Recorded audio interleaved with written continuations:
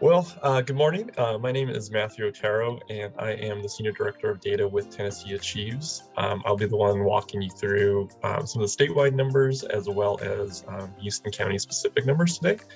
The reason why we are doing these meetings in the first place is because since tnAchieves works with 90 of the 95 counties across the state of Tennessee, we want to be able to keep our sort of stakeholders involved.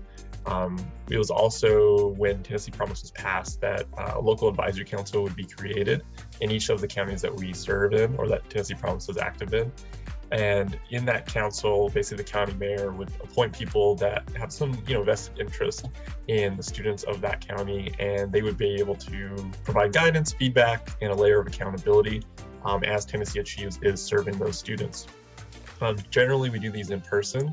I think the last one we did was a couple of years ago, but with the past year, things obviously changed a little bit. And so that's why we're doing these now on Zoom. But we appreciate you being here. Your camera and mic are obviously on. If you guys want, or if you want to present any questions, feel free to do so. You can also wait till the end and we'll try to answer any of those questions that you may have. Before we dive into some numbers, we'll first talk about some of the history of tnAchieves and then talk about some of the initiatives that we go through. tnAchieves is a nonprofit 501c3. We are privately funded, and like I said before, we serve 90 of the Tennessee's 95 counties as a partnering organization with Tennessee Promise. Since we started in 2008 in Knox County, we have worked with over 440,000 students. We've recruited over 71,000 volunteer mentors, and we've worked with a combination of over 600 Tennessee high schools and 67 eligible post-secondary institutions. For those counties that are grayed out that you see below, those counties can receive Tennessee Promise as well. Instead of being with tnAchieves, they work with the AIRS Foundation as their partnering organization. These little kind of icons on the screen are representations of sort of the initiatives that Tennessee Promise is and what tnAchieves does as a partnering organization. So the top three that you'll see are kind of the core pillars or the core principles of what the tnAchieves program was before Tennessee Promise and what they still remain as Tennessee Promise's partnering organization. The first one is that last dollar scholarship. That's kind of the big carrot that a lot of students and families have heard of or that they see. And that one's really crucial because it essentially is telling students and their families that if they want to pursue a post-secondary education, they'll be able to do that and have their tuition covered through some means, whether it be Tennessee Promise or other financial aid. But beyond that, we know that financial aid is not always the catch-all for every student that allows them to be able to go to school and just focus on school.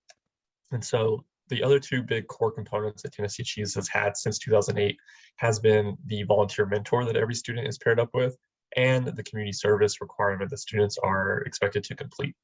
With the volunteer mentor, these are local people in the community who are just offering their time and ability to be sort of a guide for the students and their families. We know that because the students usually have a very strong core of people while they are in the high school, that's awesome. But during that period of time when they're transitioning from high school graduation to whatever they decide to do in the fall semester, there's a lot of things that can happen during the summertime. And so that volunteer mentor that they will have met at the beginning of their final semester in high school and will stay with them through their first semester of college is a real big kind of like baton exchanging piece where the students know that they still have a resource and a guide that they can go to when they have left the high school for the final time. The same goes with the community service requirement, where we just have always felt, and obviously with Tennessee Promise as well, that if a student's going to be given this opportunity, they should realize that they've gone to the place that they've gotten to with the help of those around them in their community. And so by needing to do 8 or more hours of community service every semester to remain eligible, they're able to give back to their community that has given them this opportunity, as well as just understanding what that process may look like and how important it is to volunteer and serve the organizations within the community. The two icons at the bottom are some of our newer initiatives that tnAchieves has been running with, and those are the summer programs and then our complete program. And both of those are focused on the idea of preparedness for students, as well as making sure that retention is at the forefront for students. So the summer programs are two different opportunities. There's the Summer Bridge program and then the Summer Institute program. They both are sort of academic boot camps. One is 3 weeks long and the other one is around 6 to 10 weeks, depending on the year. And what they do is they take a learning support student, so a student that would otherwise start college in a learning support class, and give them the opportunity to try to test out of those classes. The Summer Bridge program is hosted by all 13 community colleges across the state. The campuses will vary from year to year, but all 13 community colleges have that opportunity. And in this most recent cohort for the class of 2021, we saw that we had an 89% success rate. And what that means basically is that 9 out of 10 students that went through the Summer Bridge program either showed improvement from the beginning of the summer to the end of the summer, or they actually tested out of their learning support classes. And so that's not only great because they are able to maybe remove themselves from those learning support classes, but they also get to be on a campus ahead of everyone else. And so they get to kind of assimilate and see what it's like to, go to college on a daily basis and what that sort of change from the high school level will be like. The Summer Institute, like I said, is a similar program. It's a little bit longer. And what it actually does is it lets the students be able to test out of those learning support classes while also earning college credit at the same time. And so that program's only been in Memphis, kind of as a proof point, but we've been focusing on kind of the urban core of Memphis. And so all the students this past cohort were 100% minority, or they identified as a minority, and 85% came from a low income household. And so these were students that are generally the most at risk of kind of falling through the cracks during the summertime. And that particular program had a 100% success rate for all 29 students that took part. So those students, both in the Summer Bridge program and Summer Institute, who would have maybe otherwise started college a semester behind because they would have had to take these learning support classes, were actually either on par with starting in college or were actually a semester ahead because they were able to earn college credit hours if they were in the Summer Institute program. And so you'll notice as we start to dive into some of the data that Tennessee Promise and Tennessee Achieves have focused a lot on college access in the past, but now we are really starting to put our focus and our attention on retention, because we know that getting a student to school is part of the challenge, but actually getting them to graduate with a credential is the ultimate goal for everybody. So we start to look at some of the numbers. These are some of the things that we've mentioned already, but just showing you sort of a broad reach of the communities that Tennessee Achieves is working with. Counties, the colleges, high schools, the counties, and what those counties sort of look like. The bottom line is showing you what the overall Tennessee Promise student breakdown looks like and what school they are going to. Obviously, this will differ from county to county, but if we look at it from a statewide level, about 8 out of 10 students have been decided to use Promise at a community college, and then the other 20% are pretty much split right down the middle by going to a 4-year university that's eligible for Tennessee Promise, or one of the Tennessee College of Applied Technologies. Continue to look at sort of statewide numbers. That gives you a better idea of sort of the amount of students and what type of students Tennessee Achieves is working with. Every year, we are getting about 60,000 plus students with each cohort. A couple of years ago, we had actually 64,000 students across the state apply for Tennessee Promise, and that was our largest cohort to date. But that 89% number that you see is the representation of Tennessee Achieves students with the senior cohort. So we are essentially getting 9 out of 10 students across the state to apply for Tennessee Promise and then be enrolled in the Tennessee Achieves program. The other 11% are going to be either students that are in those AIRS counties, AIRS Foundation counties, or students that otherwise didn't apply for Tennessee Promise. The 78 and 86% number are again showing you students that applied for Tennessee Promise and then were enrolled in the Tennessee Achieves program. The 78% number is showing you those that are going to a community college. Almost 8 out of 10 students are students that would have gone through the Tennessee Achieves program. And then that 86% number is showing you that of the graduates at the community college level, 86% of them are students that went through the Tennessee Achieves program. All that to say is that we are very much partners with the schools that are Promise eligible. And so if we're able to be successful, then we're hopefully seeing those said results at the schools and vice versa. The middle line is then just some sort of tidbits that we find that are super interesting. So with those 60,000 plus seniors every year, over half of them are going to be eligible for federal financial aid based on sort of the data that we see. And so that's why we push the FAFSA requirement so hard. But that's not just us, it's obviously the school systems in each county, as well as the colleges nearby, working together to make sure that these students are indeed filing that FAFSA by either the deadline to remain Promise eligible, or just in general, making sure that they're filing it, because it is a requirement for Promise, it's the application for the Hope Scholarship for some students, and it's also just going to determine if a student receives any sort of Pell Grant funding. That 40% number is a self-reported number from students when they apply for Tennessee Promise, but that is what students are reporting when they've applied at their first gen. So take that with a little bit of grain of salt, but we'd like to kind of just point out that this is what students are identifying when they are submitting an application. And then that 51% number is going to be students that when they are getting to school, these are the majors that they are pursuing. So either those in the STEM related fields or in a health science field. And so that's obviously tied in a lot to sort of the overall business goals of the state, where they're trying to recruit employers to the state, and then want to have a workforce that can fill those roles. And then these roles in general are going to be ones that are very much kind of life sustaining for the students in whatever job they may end up pursuing after they graduate. The bottom line is then just showing you the operating cost for Tennessee Promise on the state level. So that's how much the state is paying out for the program. And the $2.5 million amount for Tennessee Achieves is our operating budget. Almost all of that is privately fundraised, with a small portion coming from the state for our complete program, which I'll mention a little bit on the next couple slides. Is there anything I can help answer though right now before we jump into Houston County specific? No, Perfect. I'm good. Okay, now the stuff, the reason why you probably came to this. Let's look at how Houston County's numbers actually compare. You'll see on this page, we have the FAFSA filing rate for the past year, as well as the overall community service hours that have been submitted. And so if we focus on the FAFSA filing rate, you'll see the statewide number was at 86%, and Houston County was at 75%. And so both of these numbers are going to be a little bit down from the previous years. And we believe that is a lot to have to do with what the last year looked like with COVID. Students were not always going to be in class physically.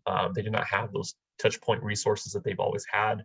And for some students, they honestly just didn't even apply for Tennessee Promise because they didn't ever have really that opportunity where someone was in front of them. And so before a year ago, the statewide number was at 90%. And so that dropped obviously as well. And so we are very aware of that. We are trying to kind of, rack our brains about how we can get that FAFSA filing rate back up into the 90% area where it's been the last few years, because we know how critical a piece of application that is for students.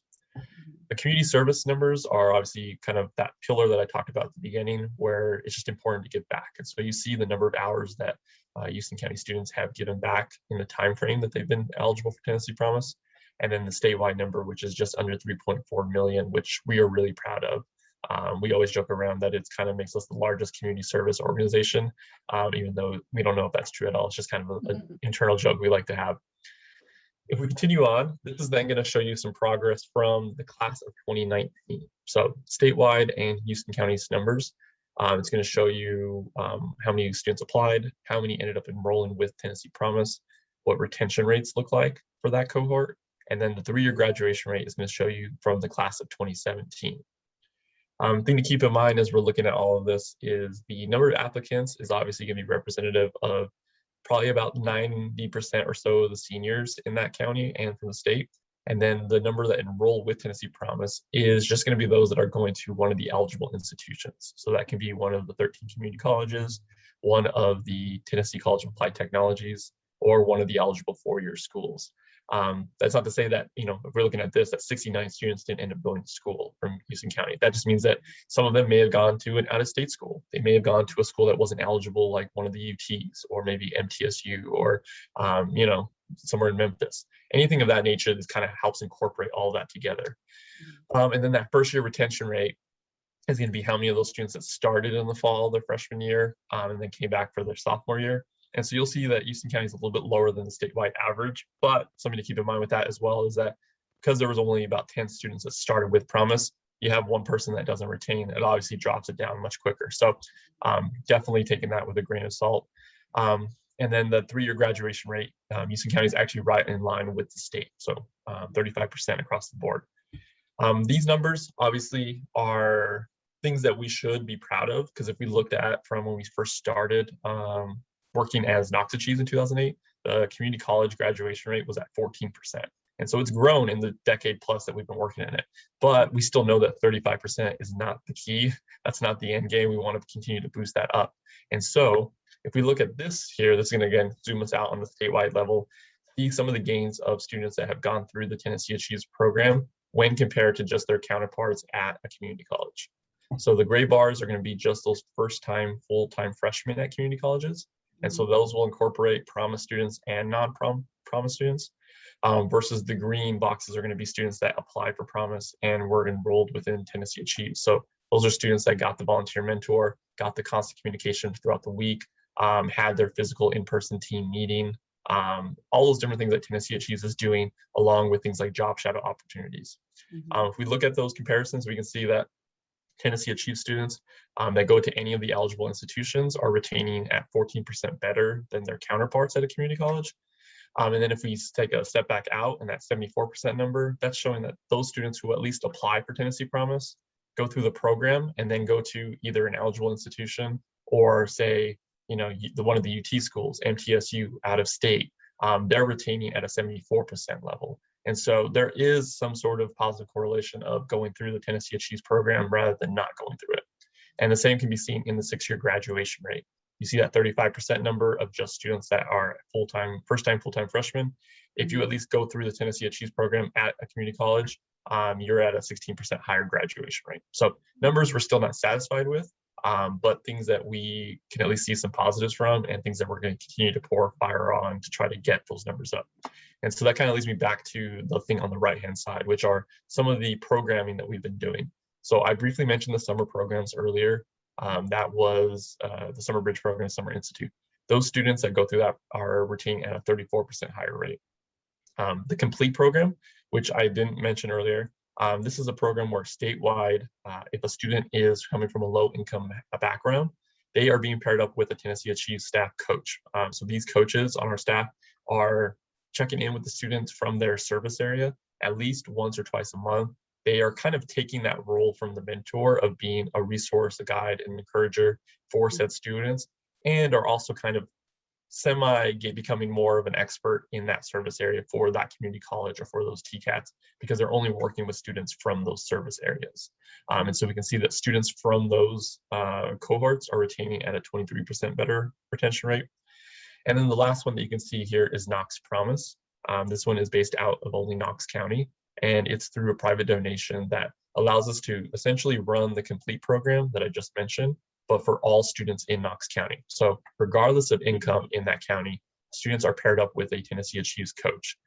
That coach is then doing the same sort of checking in, encouraging resource, but they are also managing what are called completion grants. Through the donation that we have for this program, we're able to offer what other people would call emergency funding for students that are at most that low income background, that would otherwise maybe have challenges that prevent them from going to school. So that can be things like food insecurities, transportation issues, books and material costs, things that students can submit a request for, and if they provide the correct documentation, can have that taken care of for them for that semester. Our goal is that we're already seeing, you can see the retention rate there for the first year retention is up by 42%, that this will prove as a proof point that we can then hopefully get this to be expanded statewide. So that way all students from all counties across the state that we serve will have the opportunity at these completion grants as well. Once again, kind of taking another step back, this is going to just show the college going rate for the state and then for Houston County alone. And you'll see for the state, it was kind of around the same amount, and then at 2015, it jumps up by 4.6%. That so happened to coincide when Tennessee Promise went into effect. From that point forward, for the next few years, we saw it kind of plateaued between 62 and 64%. And then 2020 happened. So again, COVID kind of strikes its ugly head again, and we see the college going rate drop for this past cohort, or the 2020 cohort. If we look at Houston County, we also see a drop for that county by about 4% or 3.5%. We understand that. We definitely realize that that's something that happens for a variety of different reasons related to the pandemic. And so we've been trying to think, okay, how can we best get that sort of news out to the public in each of those counties, and what can be done so where we can really try to get those numbers back up to that 60% level. And so it relates us back to the mentors. The mentors are our extra hands, the people that are able to connect with our students in those counties that we aren't able to do so. We are a staff of 30, and we're working with over 60,000 high school seniors, and then still around 30,000 college students. We can't make those sort of connections that we would want to. But the mentor is able to in those counties. They know what's kind of going on. They're able to meet up. They're able to know more of what's going on from an opportunity level in each county. And so we're basically wanting to spread the word about what it is to be a mentor and what that process looks like. And so as a mentor, we're asking for them to continue to just be a task manager, a resource, and an encourager. Things that, just reminders about deadlines, a person that they can go to if a student has a question or their family is unsure what kind of the next step is. They can go to that mentor and they can at least point them in the right direction. Or an encourager, somebody that is just going to let these students know that this is possible. I know for you, definitely working in the school system, the current high school seniors, they didn't really have a junior year per se. And, the senior year is also going to be, it's kind of in flux of what that's going to look like. And, there may be doubts for some of these students about whether or not they, whatever the next step is going to be is the right one. And so by at least having a mentor, by going through the tnAchieves program, they can have a guide that can kind of help them weigh the pros and cons of what's happening, especially during that crucial summertime where they're not going to be in high school anymore. And so as a mentor, the process is going to look the exact same for anybody that's mentored in the past, where they'll be able to call, text, and email. They'll also be able to use the tnAchieves Connect system that we started this past year, which allowed mentors to have all of their students in one place, a place where they can message them all at once. They can click on a profile and see information related directly to that student. It's going to all be in one place and still be available for the mentors. And the students are going to be required to complete some requirements through it. So it's going to make it even more of a place where the students should be able to be in contact with the mentor, even if, say, the student changes their phone number and the mentor doesn't know what that changes. All in all, it should take about 12 hours. So the application's already open, tnAchieves.org/mentors, and the deadline is December 3rd. We need 12 mentors in Houston County. So not a ton, but I know that can obviously, if we wait too long, it can obviously be more of a hard thing to get. So we basically are asking anybody who may watch this later on to just kind of spread the word out, let them know what it's like, let them know that number, and just tell them where they can get that application. But beyond doing that, besides mentoring, we also just kind of spreading the word. So if there are, obviously the chamber, the Rotary clubs, Lions clubs, anybody that has an opportunity or would allow us to come speak in person, we would gladly do it. So you see there's an email address there at the bottom, mentors@tnAchieves.org, or you can contact myself and we'll get you in touch with the right people. We will do our best to be there whenever an opportunity may arise. But if there's only maybe a virtual option, if you would like some materials from us, whether it be just written emails, social media images, PowerPoints, we can send that to you as well. And then you can kind of blast send those out to whatever list that you may have or friends and family that you feel like may be interested in it. And then the last thing, which I know is going on, but we just always like to remind, especially for any mentors who may be watching this later on, just kind of spread the word that Tennessee Promise is already live for the class of 2022. That application opened up in August.